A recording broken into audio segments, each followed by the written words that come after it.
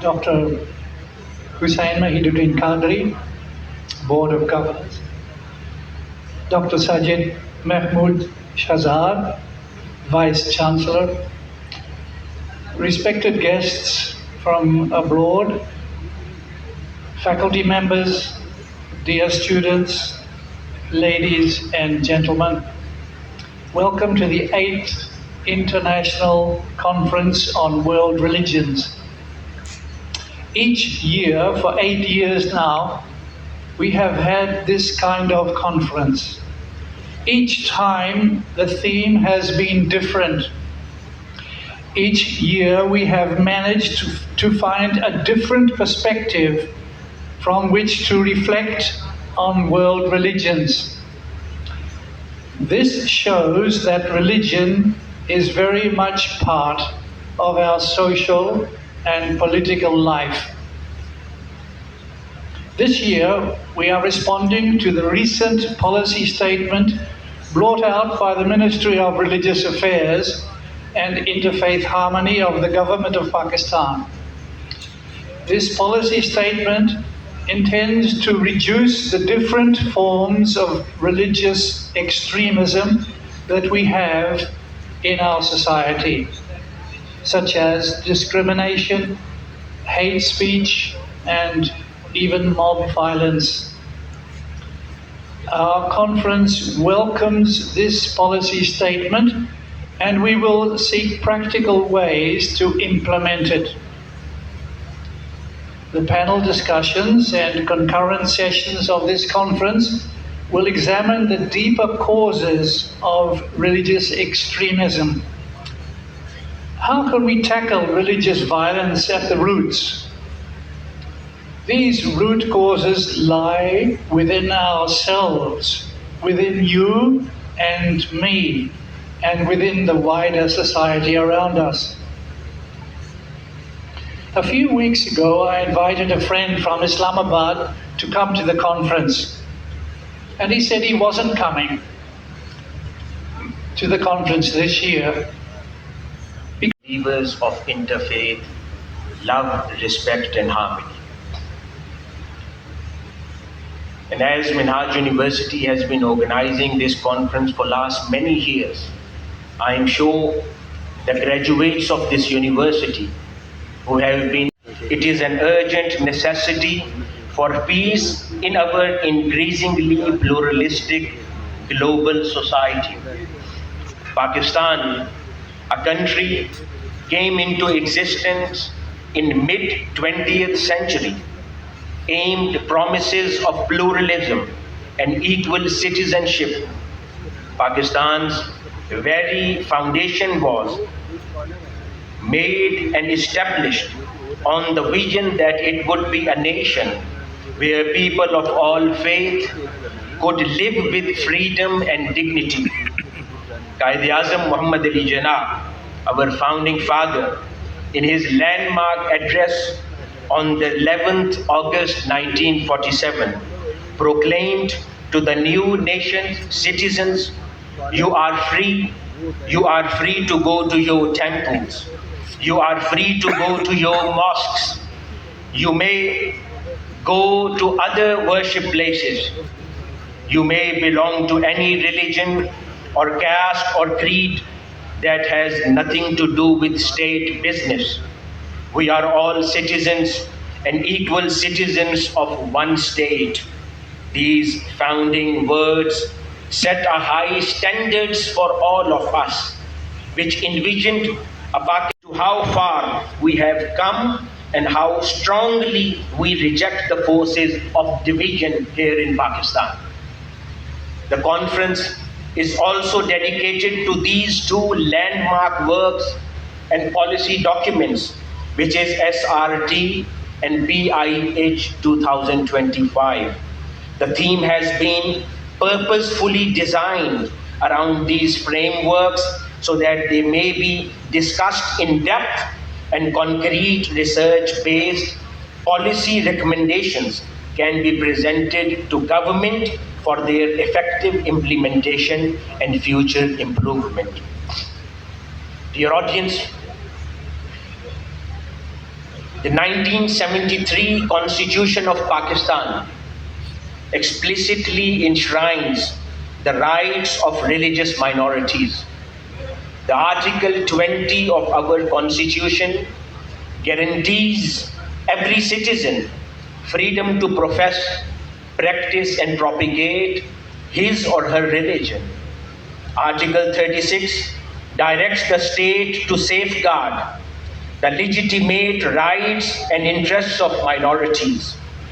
In fact, the Constitution's preamble, echoing the 1949 Objectives Resolution, pledges adequate provision for minorities to freely profess and practice their religion. These are not mere symbolic statements. They established that equal citizenship is a constitutional principle. As SRTPIH documents rightly say, Pakistan's constitution guarantees freedom of religion and safeguarding of minorities' rights for all citizens of Pakistan. The vision of our lawmakers was clear. Pakistan was to be a homeland where one's faith would not diminish one's rights or opportunities. Yet, as we know, constitutions can proclaim rights that society sometimes fails to deliver in practice. For many Pakistan's non-Muslim minorities, whether Christians living in Punjab, Hindus living in Sindh, Sikhs living in Khyber Pakhtunkhwa or others, there remains sense of marginalization. These communities collectively make up perhaps 5% of the total population of the country. But too often they find themselves on the periphery of society.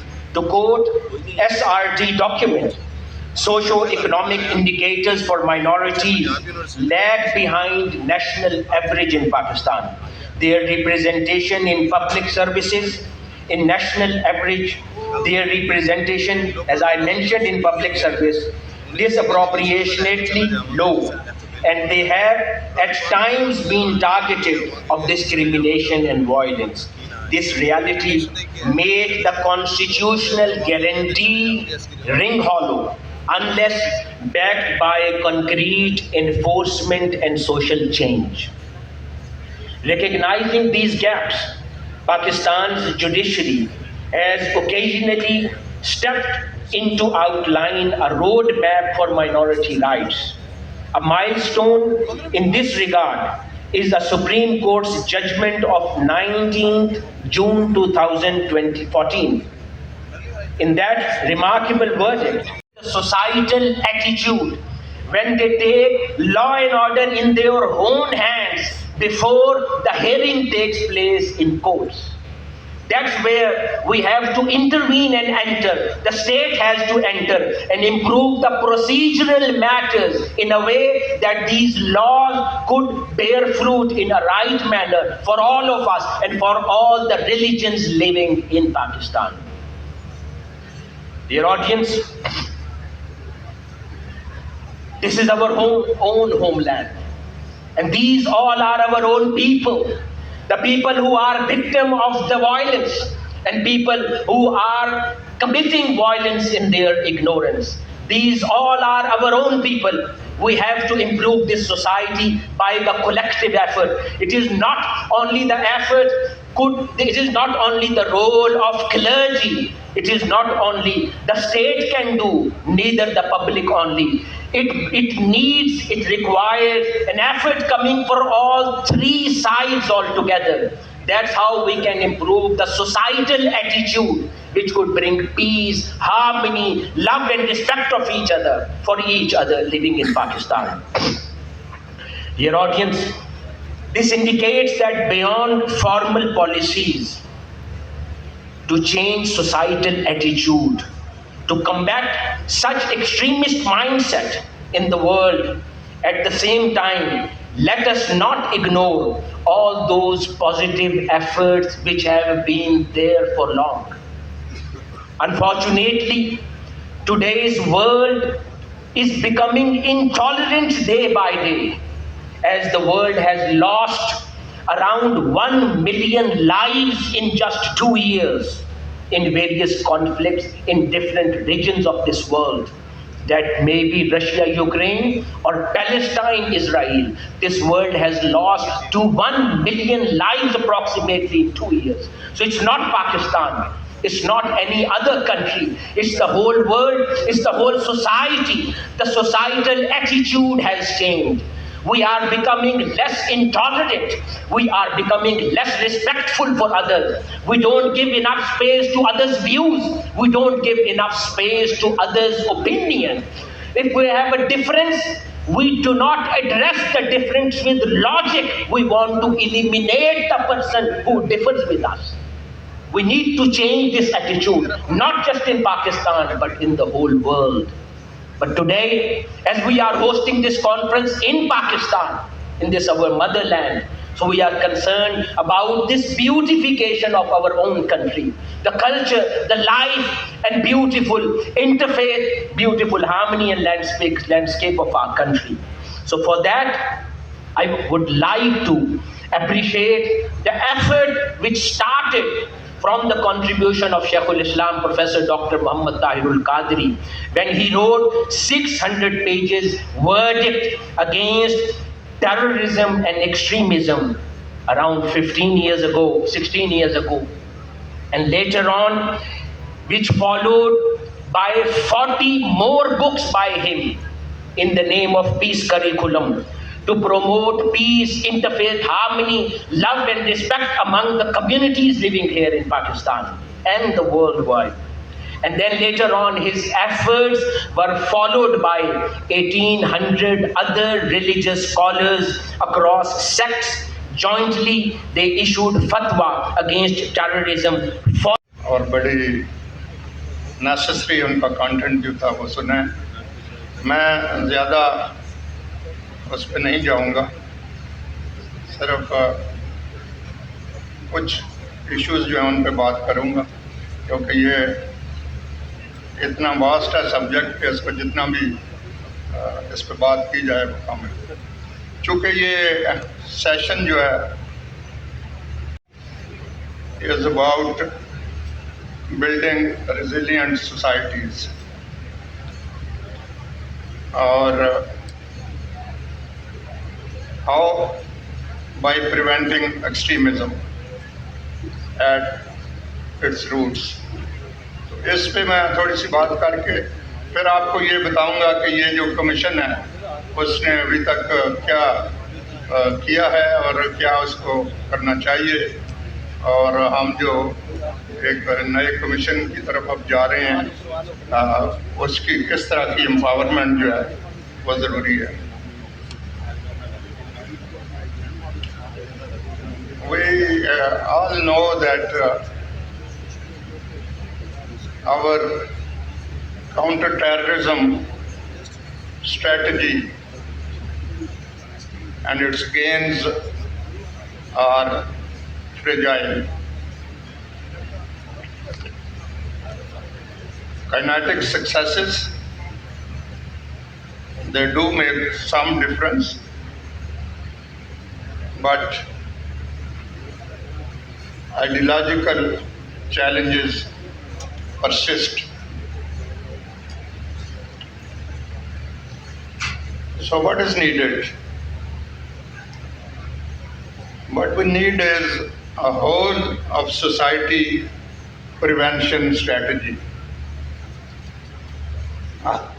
Unless each one of us plays due part, the challenge of extremism and further going into terrorism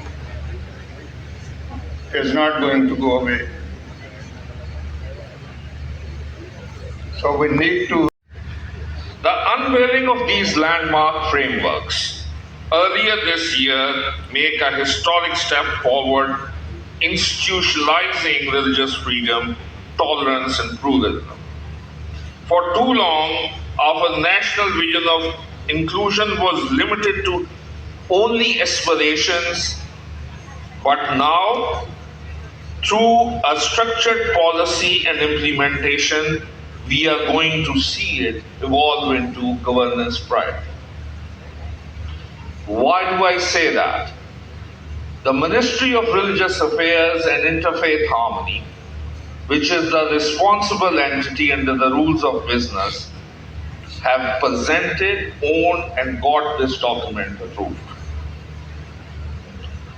The theme of today's conference, titled Building Resilient Societies, Preventing Extremism at its Roots, beautiful aligns and complements the spirit of these national policy frameworks in this area.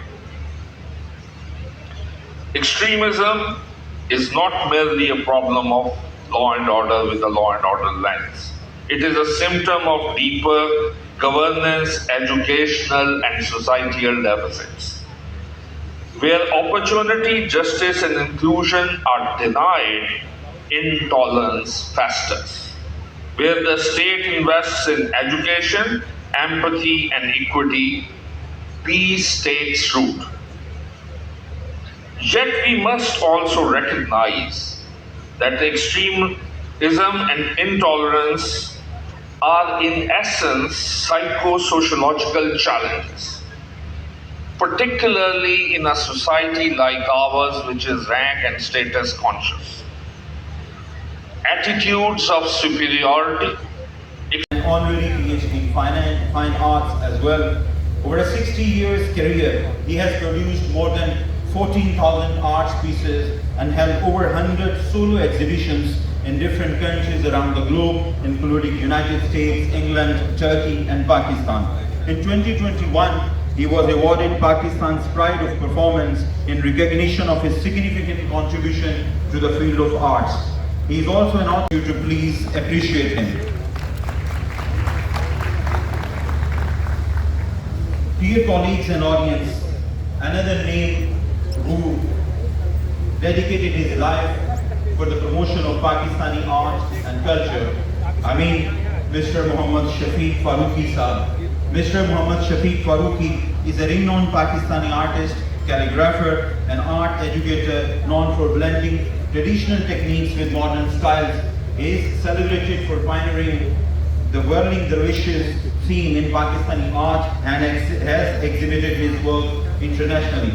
Dr. Farooqi, an honorary PhD in fine arts as well. Over a 60 years career, he has produced more than 14,000 arts pieces and held over 100 solo exhibitions in different countries around the globe, including United States, England, Turkey, and Pakistan. In 2021, he was awarded Pakistan's Pride of Performance in recognition of his significant contribution to the field of arts. He is also an author